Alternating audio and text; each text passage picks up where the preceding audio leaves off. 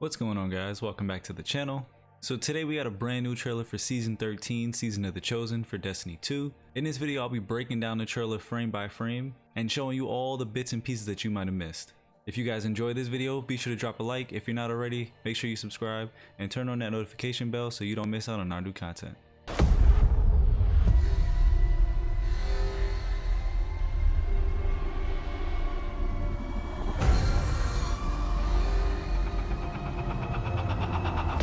The darkness crowds the edges of this system. The Hive serves it. You'll fall to one, if not the other. I propose an alliance. With my army and your light, the Cabal will crush the Hive. Bow.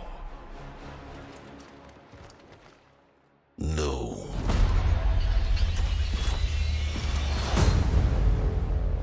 Empress Caiatl has emerged as the new face of their empire and demanded I pledge loyalty to her.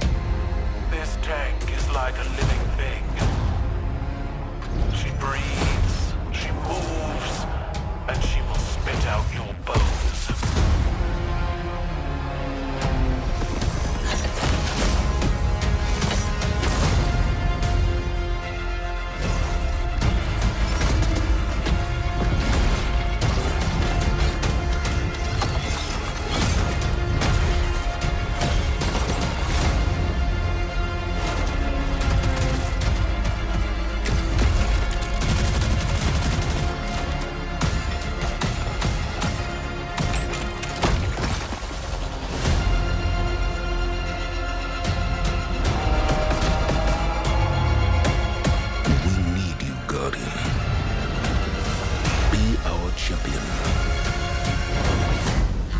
I'll sharpen my gilded knife and see you both on the battlefield.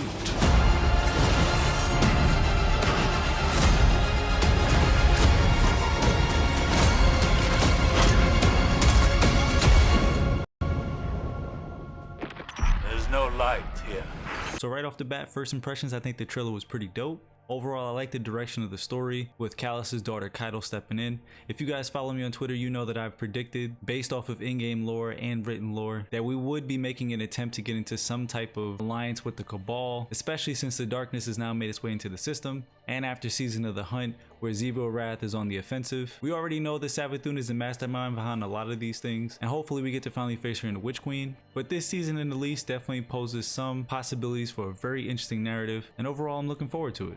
So the cutscene that we saw a while back with Zavala and Osiris talking with some Cabal led to a lot of speculation, mostly around a possible alliance with the Cabal. Now when we first saw this image on Twitter, I definitely mentioned that because of the darkness being in the system, we could see us making alliances with some of our enemies. Similar to what we've seen with the Fallen and Aramis siding with the darkness, we've also had Mithrax, another Fallen who formed the House of Light. So this is a theme I think we'll start to see in Destiny, although currently the tone that's being set in this trailer is that Caiatl is proposing that we work together but wants Zavala to bow to her, which Zavala clearly in this trailer says no to. So although at the moment there is no alliance on the table, we'll have to wait and see how this relationship forms going forward. Now this scene in particular was pretty interesting. As we can see, there's Caiatl, some of her loyal followers, we have Zavala, and his character, which currently most of us believe is the Crow. For anyone who doubts it is the Crow, if you look at his armor, it's very similar to what the Crow currently wears. And after seeing the Crow go through his arc of becoming a guardian and being freed at the end of Season of Hunt, it fits to see him change his outfit, representing more of the light, as you can see with the white bird and the white armor. Comment down below and let me know what you think about the Crow's new look. And also, what do you think is going down in this scene? We hear Caiatl say that she's sharpening a blade to seemingly meet Zavala and the Crow out on the battlefield. Could this be a cutscene later on in the season where the two sides join together to fight a common enemy? Or will Zavala and Caiatl face off in some sort of ritual combat to see who comes out on top? Let me know what you guys think down below. Now in this section I'll be going through some of the new armor and weapons that we see in the trailer, starting off with the brand new Cabal themed gear that we see that's earnable from this season's season pass. Personally, I'm a fan of the new look.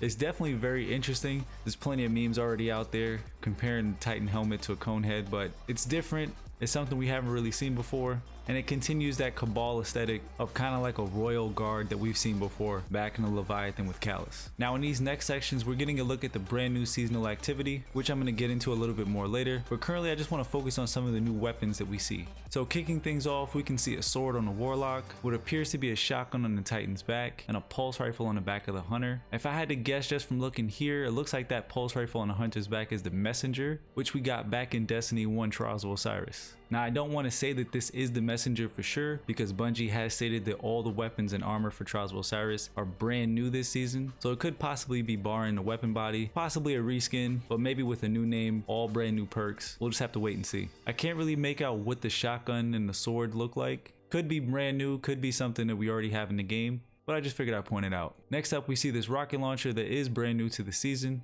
It definitely takes some inspiration from the Leviathan, if you all remember Sins of the Past, but now we see this black and gold aesthetic, which honestly, as we continue throughout, is found on a lot of the new weapons from this season. We get a look at the brand new seasonal submachine gun. Keep in mind, after the recent TWAB, there are going to be some buffs to the submachine gun for console players coming, along with some other buffs and nerfs to weapons, which I'll have linked down below in the description from the recent TWABs. Now this hand cannon right here has a lot of people getting excited. It clearly represents some reward that we'll be able to earn from this season's brand new Trials of Osiris gear set. One thing that I did want to point out, as you watch the gameplay and this player is landing shots, right before the clip cuts out, you'll notice that the eye on the hand cannon sights lights up. Now I don't know if that's linked to a perk, maybe I'm just seeing things that's not really there, but let me know what you guys think. Personally, I see it lighting up, which could possibly tie into a new perk, or we could possibly see a perk similar to what we had on Not Forgotten and Luna's Howl make a return on this Trials of Osiris hand cannon. In this last frame, we see the Shadow Price, which we do see throughout this entire trailer. Shadow Price is one of the weapons returning to the Strike playlist as a Strike exclusive weapon that you will be able to farm from the depth version. We also see the Palindrome hand cannon in this trailer. I'm happy to see this hand cannon return. It was one of the best ones that you can get in Destiny 1. I'm curious to see how Bungie brings it back with new perk combinations and adept mods, possibly making it one of the best hand cannon options in Destiny 2. Again, this is a Destiny 1 weapon returning. A lot of people have mixed feelings about Destiny bringing back old content. Personally, I have no issues with it as long as we continue to get new things, and if Bungie's gonna bring them back and add new flavors with new perks, mods, and overall just make these things more exciting to chase, then you'll have no complaints from me.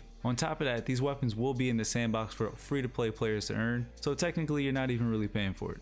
In this next section, we get a good look at what I believe is going to be this season's Eververse armor, along with the brand new ornament for what looks like the Temptations hook from Season of Arrival. Something that I've been asking for a while now are more machine guns. Now, although machine guns are not dominant within the sandbox, they're still pretty good at ad clearing, and they're not too bad at boss damage when you have no other options. I know this season we're getting a buff to rocket launchers, and we'll see swords getting a 15% damage nerf, so hopefully we see something in the sandbox tuning that equates to some type of buff for machine guns. But I'm hopeful in assuming that this is a brand new machine gun, possibly a void one, to balance out the ones that we currently have. Next up, Bungie showed off that we'll be getting a new strike, along with 2 strikes from Destiny 1 returning, with the Devil's Lair strike and the Fallen Saber strike. Currently we could speculate that with the returning strikes, there won't be much changing in terms of the mechanics, so if you played these strikes in Destiny 1, assume that they'll play the exact same way in Destiny 2. My hope is that story-wise, they find some way to bring these strikes forward and make them relative for whatever narrative they're working with in the Cosmodrome. And I'm hopeful that with the brand new strike and these 2 returning strikes, that Bungie introduces some new mechanical changes to strikes to go along with the introduction of adept strike weapons. Maybe we'll see something like strike scoring or some type of new loot system. Again, we'll just have to wait and see.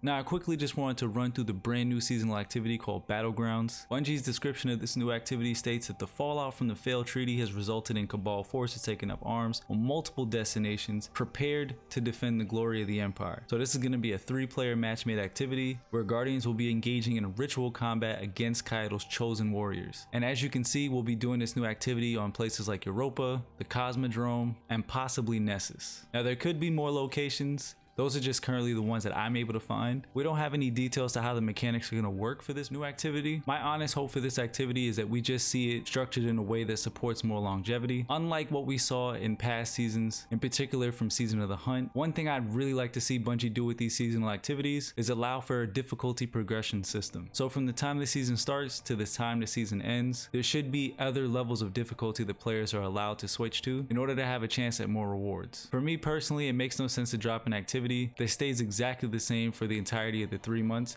and now with the new system for the whole year 4, we have these activities sticking around for the entire year. So I'd like to see these activities scale a little bit in difficulty and just give more options for longevity. I definitely don't want to see an activity that stays the same in terms of difficulty from the time that it launches until when it leaves. And this is something that I want to talk about in another video, because I'd really like to see Bungie add difficulty modifiers to other activities that we currently have in the game, like raids, but that's a discussion I'll save for another time. If you guys have an opinion on that, let me know down below in the comments. Now, wrapping things up is probably the most interesting 2-second clip you've ever seen.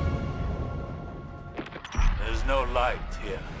And I've been talking about it a lot on Twitter. It's a clip of Osiris voicing over a scene of some ship that we see out here in space, and Osiris simply just says, "There is no light here." Now, you may have heard that line before. It's a line that we've heard from Zol when we were doing the Whisper mission, and now we hear Osiris saying it here in this short clip. I'm not 100% sure what ship this is. At first I thought it was a Cabal ship, but upon further investigation, as I keep watching the clip over and over again, I'm not really seeing a resemblance. On top of that, if we go frame by frame through this clip, we do see what appears to be a Scorn Screeb, which in my opinion looks like it's on steroids. So I'm curious to find out why we're getting this clip with what appears to be a Scorn Screeb and this mysterious ship floating out in space with this Cabal text popping up. At the time of recording this video, I don't know anyone who can translate Cabal, but if you guys have any idea what this clip means, definitely comment down below. My best theory is one that I posted on Twitter, that this could possibly be the Dead Orbit scout ship mentioned in the Gate lore book. On that ship there was a gate that was built from Golden Age tech. It had once been controlled by Crota, but in the lore book The Gate we hear reference of Lavinia and how she went through this gate to reach the 9. Now again, that's just my theory, could be a stretch, could not be, but you guys let me know what you think. And that's gonna do it for this video. I hope you guys enjoyed the breakdown. If this video was entertaining, if you learned anything, or if you just enjoyed it, I'd appreciate it if you guys hit that like button. If you're not already subscribed to the channel, please be sure to hit that subscribe button and make sure you turn on that notification bell so you don't miss out when I drop videos. Currently I'm covering Destiny 2, but I will be dropping some videos on Outriders pretty soon when the demo comes out on February 25th. I appreciate you guys following my journey and supporting the channel so far. We're on track to hitting 1,000 subscribers this year, and I hope you'll join me on that journey. Thanks again, and I'll catch you guys in the next one.